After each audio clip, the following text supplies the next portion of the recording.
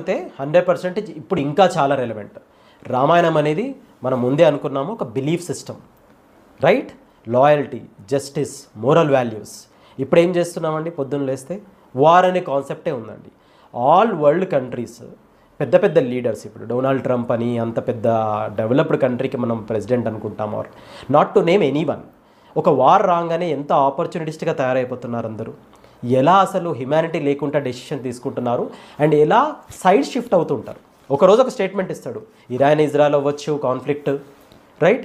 Any conflict అవ్వచ్చు. మీరు last 5 years చూడండి, ఏ కంట్రీ అయినా పీస్ఫుల్గా అలా ఉంటుందా?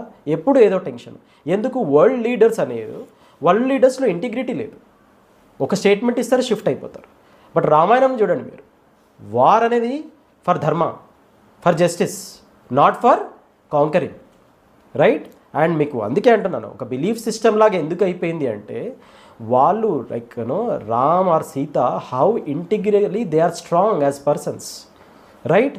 డే 1 అనౌన్స్ చేయడు రావణ మీద రూల్, వార్ ఛాన్స్ ఇచ్చి అనౌన్స్ చేశాడు.